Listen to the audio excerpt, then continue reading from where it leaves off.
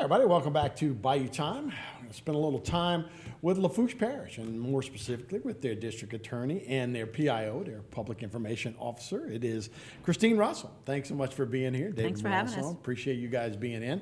Figured we'd catch up a little bit about what's happening in Lafourche Parish, and we started talking about a program, a big program that David set it up, which is the vaping program. Right? Yeah, we had heard from a lot of our schools.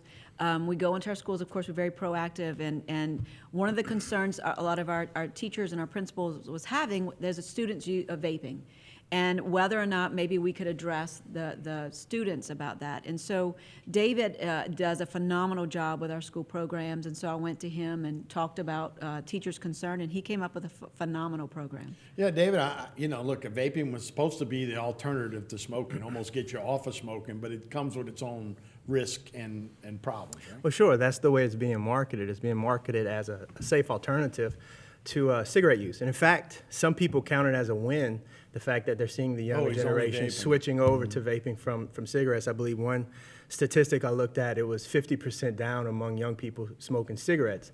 But the problem is that a lot of the information that this younger generation has is just, it's not accurate, such as it's just a harmless water vapor that it's producing. Well, that's not accurate.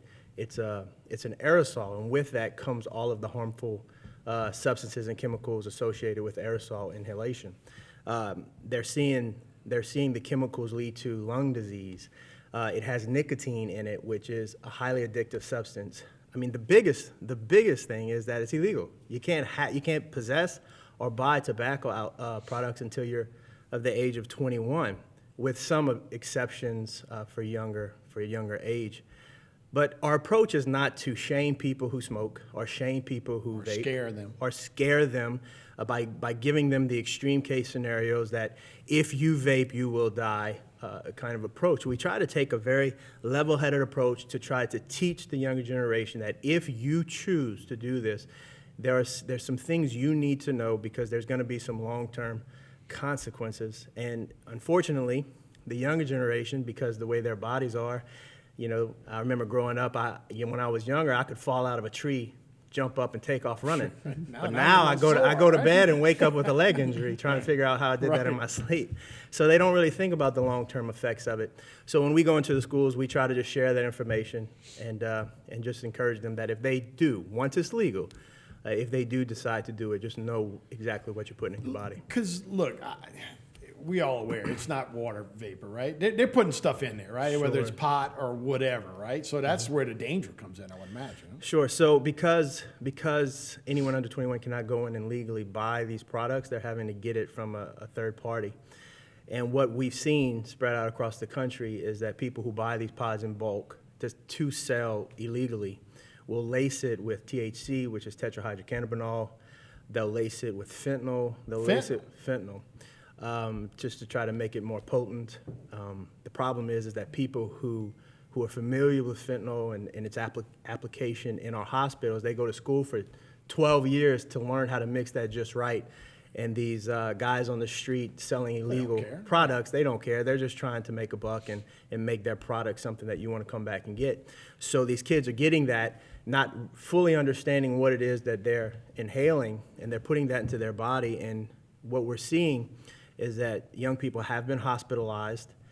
It's still too early to tell. Some have lost their lives, but the studies are still being done. So we really don't know all of the consequences for a young person to vape, to use the product. We do know that it's harmful to brain development, which continues until you're about 25. It damages lungs, and what we like to tell the young people in our schools is that anyone who plays sports, if you hurt your ankle or you hurt your hand or just a part of your body, you can still do the things that you love to do. But if your lungs are damaged, such as one person who they did a story on, where her lungs were so severely damaged from vaping, she now has the lungs of a 70-year-old.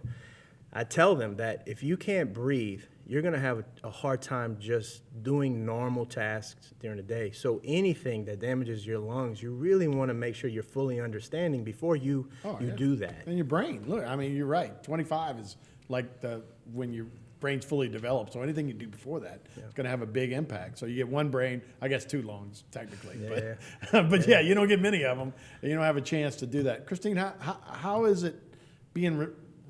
What's the reception like when you talk to people about the program? Well, I tell you, when we initially reached out to the schools to let them know David had put this program together, we were inundated with emails and requests for David to present. It's needed. I think, coming from our office, knowing that what we're seeing with drug use later on, they want to hear from us. So we're getting positive feedback. We are willing to do this program every year if necessary with the rest of our programs. I think it's needed. And we certainly want to continue our partnership with the schools, that if any certain topic is needed within their schools, whether it's bullying, whether it's drug use, whether it's internet safety, we will continue to be there and be proactive in the schools. And this is just another program added to our list. Yeah, I really like the way you're not trying to scare him. You're just trying to give facts, right? And we all seen those videos of, hey, you start smoking pot, and next thing you know, you're doing heroin somewhere. And we all grow up and go, well, that wasn't right. So I guess today's kids, you really want to be honest with them, right? Yeah. In fact, that's how we opened up the presentation. One of the parts where we opened up, and we asked, how many of you know someone that vapes? And they all raised their hands. I said, how many of you know someone that's died from vaping? Rarely does anyone raise their hands. And we build on that to just try to take that level-headed approach to say, listen, guys, these chemicals are cytotoxic. They're killing your cells. It's harmful. Why don't you wait until you're older, more developed before you make this decision? For sure. You've been busy lately, huh? We have been very busy. And I remember the end of last year just come and tell you how we had 20 trials last year, and they were really, our staff's trying to catch up, and our ADAs are working hard. Here we are, February 7th. There's a jury trial going on right now in Division B, and this is our 4th one for the year. They're working hard, and they have to. We talked about how far behind we are after COVID and after Ida. And, we talked about how the justice system moves at a snail's pace as it is. So I think our assistants know that and are valuing the weeks that we're given for jury trials, and they're getting the job done. Yeah, no doubt. So that's awesome. You also have a nice little announcement to make about, well, I'll let you make it. Well, I came here, and our dream has always been in our Children's Advocacy Center to have a counselor on staff, and our funding is always the issue.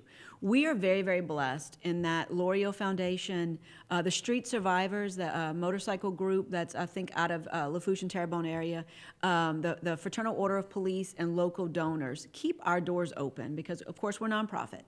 And we always wanted to have that counselor. I know Terrebonne has a fantastic advocacy center. Bernadette does a great job. And so we are finally able to announce that beginning in the end of the year, we were able to bring on a licensed professional counselor, Ms. Tanya Bro. She is part-time right now, and as the funds come in, we're hoping that one day she will be a full-time worker there.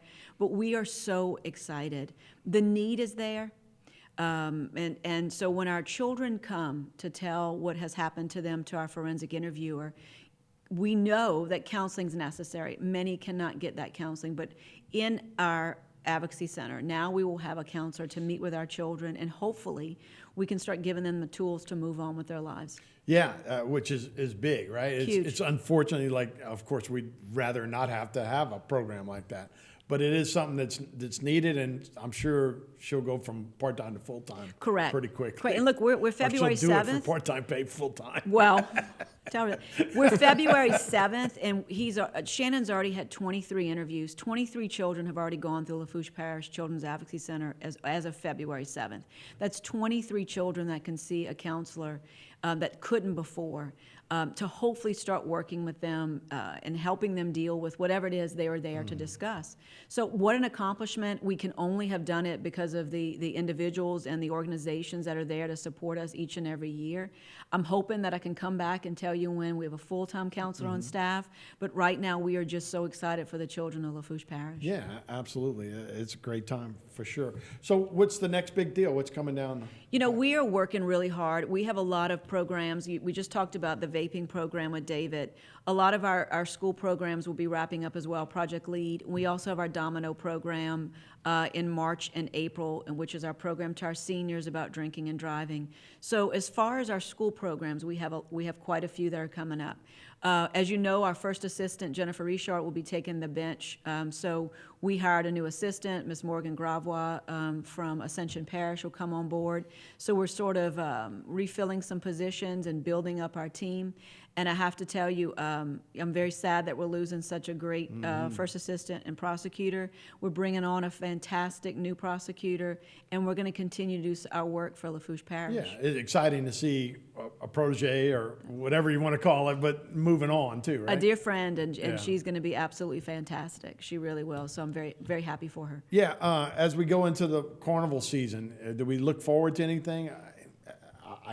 My mind wants to go forward to like what we saw out of New Orleans yesterday. It was a 30-day window for, hey, we just couldn't figure out the juvenile system. 30 days isn't long enough. Is that long enough for you guys to figure out whether you're going to bring charges or not? It is. Well, our Vanessa Zarang, who handles a lot of most of our juvenile cases, she understands those timelines. We have great prosecutors, as Terrebonne does as well, and understands the time delays that you have to move. So we recently had that same issue, and we understood the timelines, and we got everything filed. Can you help me understand why it takes so long? Why, in general, it takes so long? Why is it 30 days not enough?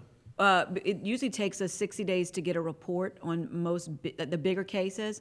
A murder case, we may not get reports from law enforcement for 60 to 90 I see. days. So that's what it is. Absolutely. I got it. And look, in their defense, they have so many cases, but these bigger cases require a lot of work. For them to be able to present us with everything, statements, evidence, it takes them a while. And so in the juvenile system, it's required that you move quickly. And so we have to push law enforcement to really, really push those cases to move forward because the timelines are important. In general, though, when it talks to adult cases, 30 days is almost impossible for us to get everything that we need on our felony cases and move forward to an arraignment and move the case forward. It's almost impossible. Wow, that's good to know. I guess, you know what, I was maybe prejudging from down the road. I was thinking that's just New Orleans, right? They can't get anything right over there. It's actually eye-opening to know that that's going on. Yeah, I mean, to really properly do the case, to make sure that the defendant's rights are protected as well as making sure we have enough evidence. I mean, you're talking about statements, securing evidence. The crime lab is behind, so we're probably 6 months behind on getting crime labs back and processing some of that. So, I mean, it takes them a while just to give us the minimum. And it's always a work in progress. So 30 days is a very tight timeline for us to move forward on one of the bigger cases. Well, how do we change that? Or we don't? We really don't. We just continue to do what we do, better. and we make it work, and we have to get things done when it comes to our juveniles, and you just got to do it. Yeah. No, real interesting and good to know, actually. It does clear up a lot of stuff. So, Dave, I appreciate it. Kristine, Thanks for having us. All right, we'll be right back with more Bite Time right after this.